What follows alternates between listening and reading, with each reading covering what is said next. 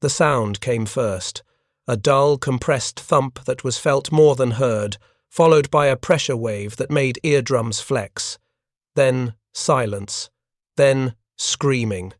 On the morning of May 14th, 1945, on the southern slopes of Shuri Castle on Okinawa, a Japanese concrete pillbox that had resisted 3 days of direct assault simply ceased to exist. The structure, built into the coral limestone with walls 18 inches thick and a roof reinforced with steel rails salvaged from the island's narrow-gauge railway, had been firing on Company K, 3rd Battalion, 5th Marines since the 11th. Artillery had done nothing. Tank fire had scored the concrete, but failed to penetrate. Flamethrowers could not reach the firing aperture, which was angled to cover a natural draw that any attacking force had to cross. Bangalore torpedoes placed during night patrols had cleared wire but left the bunker untouched. Casualties mounted. 16 Marines were dead, 23 were wounded. The company was stalled.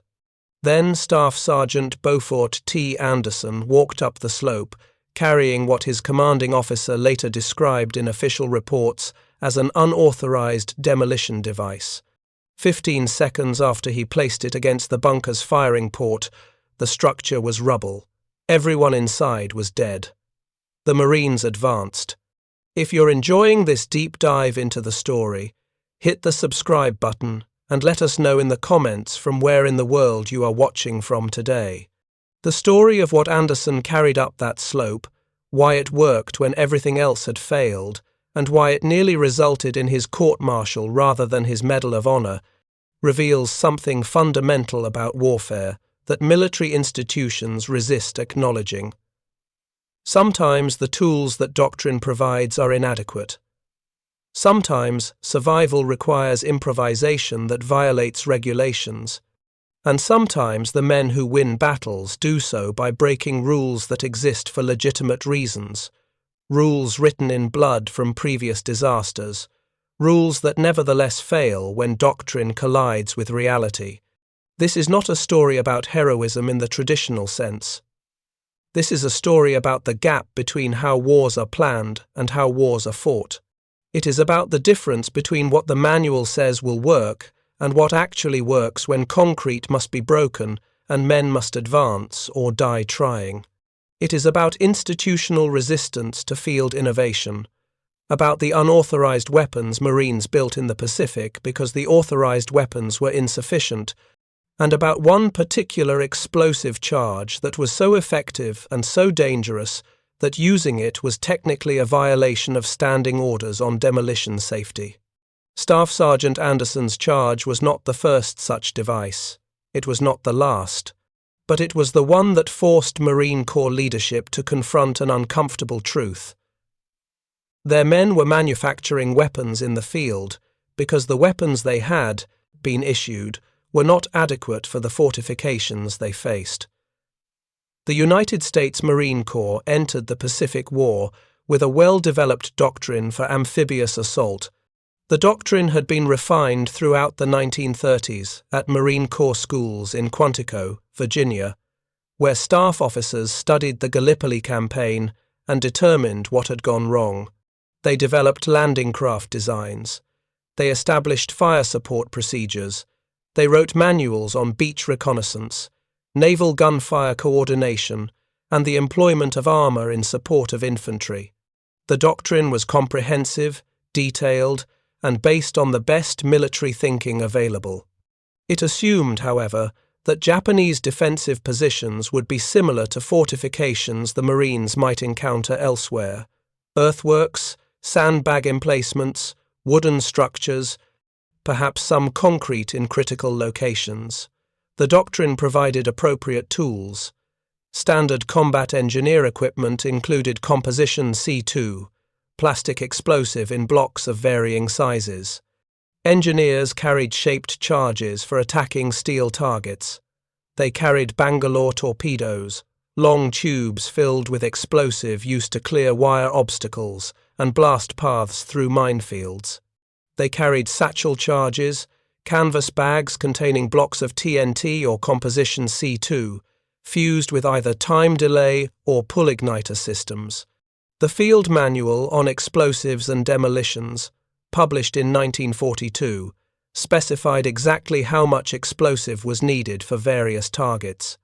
A pillbox with walls 12 inches thick required a 20-pound charge placed against the wall. A bunker with overhead cover needed a 40-pound charge on the roof. A concrete emplacement required calculation based on wall thickness and concrete strength, but rarely more than 60 pounds placed properly. These calculations were not arbitrary. They were based on engineering tests conducted at Aberdeen Proving Ground in Maryland, where various explosive types were tested against concrete structures of known composition and thickness. The tests established minimum charges for reliable destruction. They also established maximum charges, because excessive explosive created problems. Too much explosive created overpressure that could injure friendly troops in proximity. It generated excessive fragmentation, sending concrete chunks hundreds of yards in unpredictable directions. It consumed limited explosive supplies unnecessarily. Most importantly, in the confined spaces where Marines operated, excessive blast could kill the men placing the charges if they could not achieve sufficient standoff distance before detonation. What the Doctrine failed to anticipate was what the Japanese actually built. Beginning in 1943, after defeats at Guadalcanal and in the Solomons, convinced Japanese military leadership that they could not win offensive operations against American material superiority, Japanese defensive doctrine changed, fundamentally. Imperial General Headquarters issued new guidelines for island defense. Forces would no longer attempt to stop invasions at the beach. Instead, they would construct defense in depth, using terrain and fortification to extract maximum American casualties. The fortifications would be built to withstand naval gunfire and aerial bombardment. Japanese engineers studied American capabilities carefully. They knew American battleships could deliver shells weighing up to 2,700 pounds. They knew American aircraft could drop bombs up to 2,000 pounds. They designed their fortifications accordingly. On islands with suitable geology, particularly volcanic islands with natural cave systems, Japanese forces tunneled into solid rock. On coral atolls without caves, they poured concrete in quantities that shocked American intelligence officers when captured construction documents were translated. A typical Japanese bunker on Tarawa, examined after the battle in November 1943, had walls 40 inches thick made of reinforced concrete, with a compressive strength exceeding 4,000 pounds per square inch. The roof was equally thick, with multiple layers of logs, coral fill, and concrete, creating overhead protection that could absorb direct hits from 5-inch naval shells. The firing ports were small, angled to provide interlocking fields of fire, and protected by multiple steel shutters that could be closed between firing bursts. Some positions had multiple layers, with a damaged outer bunker concealing an intact inner position. Others were connected by tunnels, allowing defenders to retreat from one position and reappear in another after American forces believed an area was clear. The construction required enormous labor. On Peleliu, where the 1st Marine Division landed in September 1944, Japanese forces had spent over a year fortifying the island. They built more than 500 reinforced concrete structures. Some were small one-man or two-man positions. Others were multi-chambered complexes with ammunition storage, medical facilities, and living quarters for dozens of men. All were designed to survive bombardment and to require direct assault by infantry, the most costly form of warfare. Marine combat engineers arriving on Peleliu in September 1944 carried the standard demolition kit their doctrine prescribed. Each engineer squad had approximately 200 pounds of composition, C2 plastic explosive, divided into half-pound and 1-pound blocks wrapped in olive drab paper. They had 20 Bangalore torpedoes, each 10 feet long and packed with 8 pounds of TNT. They had shaped charges for steel targets, though steel was rarely the problem. They had satchel charges, pre-assembled canvas bags containing 20 pounds of explosive with a pull-wire igniter that gave the user 5 seconds to take cover. They had blasting caps, primer cord for linking multiple charges, and time fuses that could be cut to provide delays from 30 seconds to several minutes. What they discovered within hours of landing was that none of it was sufficient. A squad from 1st Battalion, 1st Marines, attempted to destroy a bunker on the morning of September 16th using a standard 40-pound satchel charge placed against the firing aperture. The charge detonated properly. The blast was impressive, throwing dust and smoke 50 feet into the air. When the debris cleared, the bunker was still there. The concrete was scorched and slightly chipped. The firing aperture was intact. The Japanese machine gun inside resumed firing immediately, killing the assistant squad leader who had been observing the demolition result. A second attempt used 2 40-pound charges placed simultaneously, one at the firing port and one on the roof. Both detonated. The bunker remained functional. By the third day of fighting, every Marine engineer on Peleliu understood that their authorized demolitions were inadequate for the fortifications they faced. Standard charges could destroy wooden structures. They could collapse earthworks. They could crater roads and destroy equipment. Against reinforced concrete 40 inches thick, they were insufficient. The mathematics were straightforward but grim. The explosive force required to shatter concrete increases exponentially with thickness. A wall 12 inches thick might fail with 20 pounds of composition, C2, properly placed. A wall 24 inches thick required not 40 pounds but closer to 80 pounds. A wall 40 inches thick, as Japanese engineers were building, required charges exceeding 200 pounds, and even then success was not guaranteed unless the charge was placed precisely and the concrete had structural weaknesses to exploit. Marine Corps supply could not provide 200-pound charges for every bunker. The explosive simply was not available in sufficient quantity. Ships carrying ammunition to the invasion fleet brought artillery shells, mortar rounds, rifle ammunition, grenades, and demolitions, but the tonnage allocated to combat engineer explosives was based on pre-war doctrine that assumed lighter fortifications. Even if supply had been adequate, 200-pound charges presented handling problems. A combat engineer could not carry such a charge, and his weapon and his other equipment. Moving it required multiple men, which meant exposing multiple men to enemy fire during the approach. The charges were too large to throw into firing ports, requiring engineers to place them directly against the target while under fire from adjacent positions. Marines began improvising within days. Engineers took satchel charges apart and rebuilt them with double or triple the authorized explosive content. Instead of 20 pounds, they built charges containing 60 or 80 pounds. Instead of 5-second fuses, they used longer delays when possible, though this created its own problems because longer delays gave defenders time to throw charges back out of firing ports before detonation.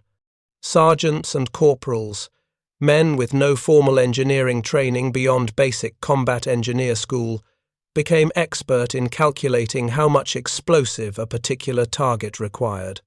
They learned to recognize different types of concrete by appearance. They learned to identify structural weaknesses, places where steel reinforcement was inadequate or where construction joints created failure points. They learned through trial and error, which is another way of saying they learned by watching charges fail and men die. The improvisation was technically illegal. Field Manual 31-40, the Engineer Field Manual, specified maximum charge weights for safety reasons. Larger charges required engineering calculation, supervision by officers, and safety zones that were impractical in combat. Building charges that exceeded manual specifications violated standing orders. Using them violated demolition safety doctrine, but the alternative was leaving bunkers intact, which meant Marines would die trying to bypass or assault positions that could have been destroyed. Unit commanders faced an impossible choice: enforce regulations and accept higher casualties, or permit violations that saved lives but created liability if something went wrong. Most chose to permit the violations while maintaining plausible deniability. Officers did not order sergeants to build oversized charges. They simply did not inquire too closely when sergeants appeared with demolitions larger than any standard satchel charge. After-action reports described charges as satchel charges or pole charges, without specifying weight. If anyone at division or corps level noticed the discrepancy between manual specifications and field practice, they did not object. The improvised charges worked, most of the time. A properly built 80-pound charge placed against a firing aperture could collapse enough concrete to seal the opening and kill or stun defenders inside. A 100-pound charge on a bunker roof could penetrate and detonate inside the structure, destroying it from within. But the charges were dangerous to the men placing them. The blast radius exceeded what Doctrine considered safe for unprotected personnel. Engineers placing the charges had to achieve greater standoff distance before detonation, which was not always possible in combat conditions where terrain and enemy fire limited movement. Staff Sergeant Beauford T. Anderson arrived at this problem with more background than most. Before the war, he had worked in a limestone quarry near his home in Eatonville, Washington. He understood explosives in a practical, experiential way that formal military training could not provide. He knew that explosive force follows specific physical laws. He knew that shaped charges focus energy in specific directions. He knew that the placement of a charge mattered as much as the size. When Company K stalled in front of the Shuri Castle bunker in May 1945, Anderson observed the failed attempts to destroy it. He watched standard satchel charges detonate without effect. He watched a flamethrower team die trying to get close enough to engage the firing port. He watched an attempt to place a shaped charge fail when the Marine carrying it was shot before reaching the position. On the night of May 13th, Anderson built what he later described in his Medal of Honor citation testimony as a special demolition charge. The exact composition remains somewhat unclear because Anderson, like many combat engineers, did not document his work in technical detail.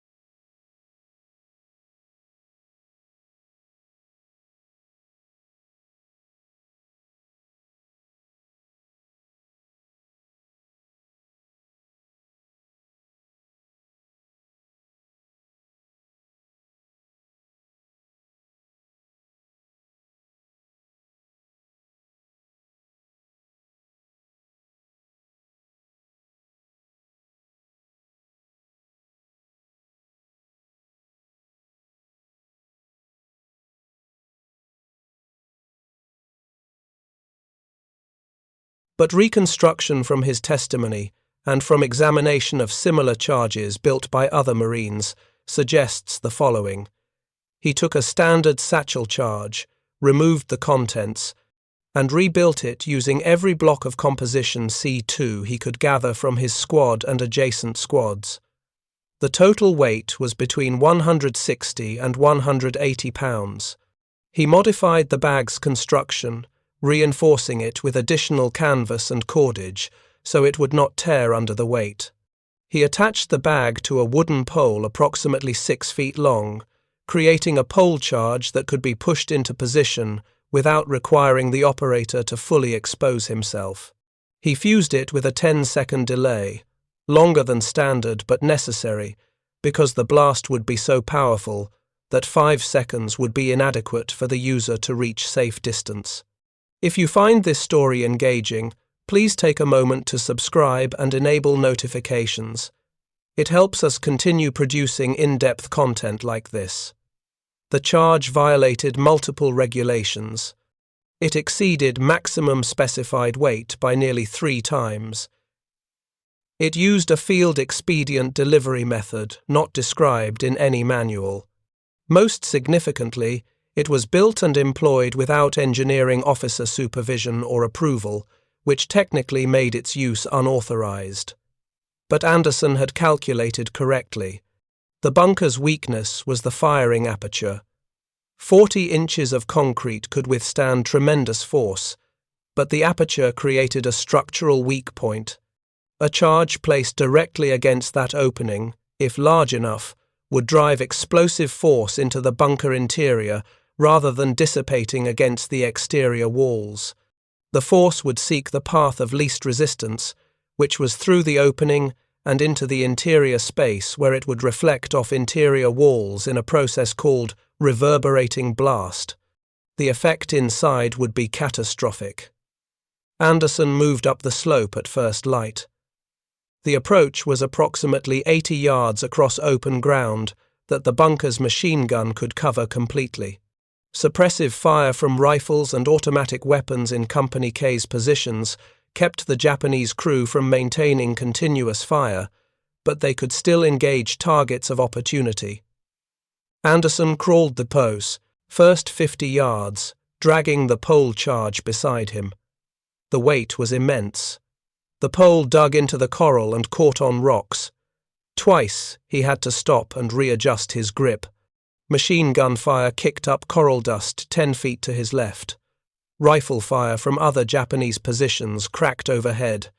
He reached a small depression 30 yards from the bunker and waited for the next volume of suppressive fire from his company. When it came, he rose to a crouch and moved forward, using the pole to push the charge ahead of him. 20 yards. 15.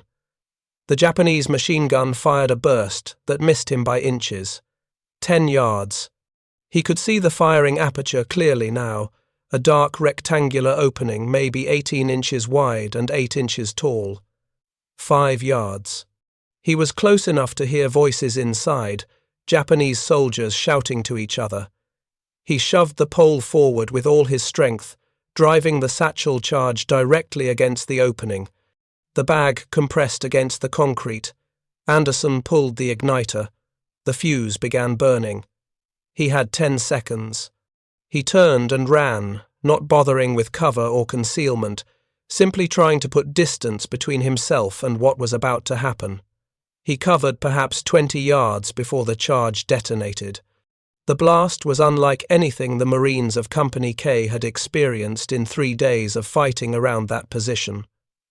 The sound was a physical force that struck men 50 yards away hard enough to knock some of them down. The pressure wave felt like being hit in the chest.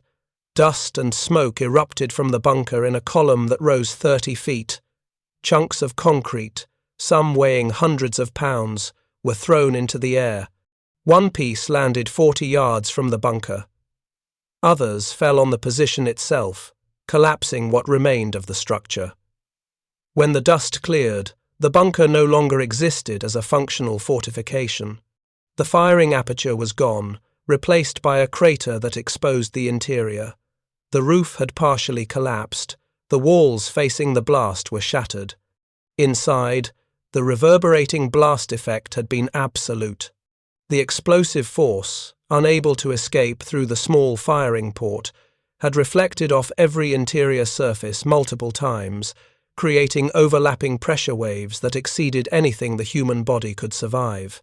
The 6 Japanese soldiers inside were dead, killed not by fragmentation but by the pure pressure effect that ruptured organs and caused massive internal trauma. Company K advanced within minutes. They crossed the draw that had been covered by the bunker's fire. They moved up the slope beyond, continuing their attack toward the next defensive line. 16 Marines had died trying to take that position over 3 days. With the bunker destroyed, the advance continued, with no additional casualties in that sector. Anderson's action should have resulted in a medal and commendation with no complications. He had destroyed an enemy position that had stalled his company's advance. He had done so with initiative and courage under fire. He had used his technical knowledge to solve a problem that standard methods had failed to address. Instead, when his battalion commander learned the details of what Anderson had done, his first response was to consider charges under the Articles of War for unauthorized use of explosives in a manner that endangered friendly forces. The concern was legitimate. Anderson's charge had been 3 times larger than authorized maximums. It had been built without supervision or approval. Most seriously, if the blast had been slightly larger or if Anderson had been unable to achieve adequate standoff distance, the explosion could have killed Marines in Company K's positions. Fragments had landed within 50 yards of friendly troops. The overpressure had been felt hundreds of yards away. If anything had gone wrong, if the charge had detonated prematurely, or if Anderson had been wounded during emplacement and unable to clear the area, the results could have been catastrophic. The battalion commander convened an informal inquiry. Anderson was questioned about his training, his experience with explosives, and his decision to build and employ a charge that violated regulations. He answered honestly. He had worked in a quarry. He understood explosives. He had calculated what was necessary to destroy the bunker based on its construction and his understanding of blast effects. He had known the risks and accepted them because Marines were dying and the position had to be taken. The inquiry lasted 2 days while Company K continued fighting. During that time, word spread through the 5th Marines about what Anderson had done and about the inquiry questioning his actions. The response from combat Marines was uniform and unambiguous. They did not care about regulations or proper procedure. They cared that Anderson had destroyed a bunker that was killing their brothers. They cared that his method worked when everything else had failed. Several sergeants and junior officers made it clear to the battalion commander that if Anderson faced punishment, morale would suffer severely. Men who were being asked to assault fortified positions needed to know that initiative and effectiveness would be rewarded, not punished. The inquiry concluded without charges. Instead, Anderson was recommended for the Medal of Honor, which he received in a ceremony at the White House in October 1945. The citation praised his conspicuous gallantry and intrepidity at the risk of his life above and beyond the call of duty. It described the bunker and the failed attempts to destroy it. It noted Anderson's initiative in building a special demolition charge and his courage in placing it under fire. What the citation did not mention was that the charge violated standing orders, that its use was technically unauthorized, or that Anderson had faced potential disciplinary action before being recommended for his nation's highest military honor. The Anderson incident was not isolated. Across the Pacific in 1945, Marine and Army combat engineers were building oversized demolition charges because standard charges were inadequate for Japanese fortifications. On Iwo Jima, engineers routinely used charges exceeding 100 pounds to destroy cave positions. On Okinawa, where Japanese defenses were the most sophisticated of the entire war, charges of 150 pounds or more were common. Some positions required multiple charges or sequential demolitions, where one blast created a weakness that a second blast exploited. The improvisation was so widespread that it could not be ignored or dismissed as isolated violations. After the war, the Marine Corps and Army both conducted extensive reviews of combat engineering practices in the Pacific. They examined after-action reports, interviewed veterans, and analyzed what had worked and what had failed. The conclusion was unavoidable. Doctrine based on lighter fortifications had been inadequate for the reality Marines faced. In 1946, the Field Manual on Explosives and Demolitions was revised. The new version included specifications for charges up to 200 pounds for use against heavily reinforced concrete structures. It acknowledged that field-expedient charges might be necessary when standard demolitions were insufficient. It provided guidance on calculating charge size based on target characteristics, rather than simply prescribing standard weights. Most significantly, it recognized that combat engineers in contact with the enemy needed flexibility to adapt methods to circumstances. The changes came too late for the war, but established doctrine that would guide combat engineers in Korea, Vietnam, and subsequent conflicts. The principle was clear. Regulations exist to ensure safety and effectiveness, but they must be based on realistic assessment of enemy capabilities. When doctrine fails to match reality, field soldiers will improvise. The institutional choice is whether to acknowledge that improvisation and incorporate it into improved doctrine, or to maintain regulations that field conditions have proven inadequate. The story of Staff Sergeant Anderson's unauthorized demolition charge is ultimately a story about that choice. It is about the gap between what military institutions plan for and what actually occurs in combat. It is about soldiers who face problems their training did not prepare them to solve, and who must choose between following regulations that do not work or violating regulations to accomplish their mission.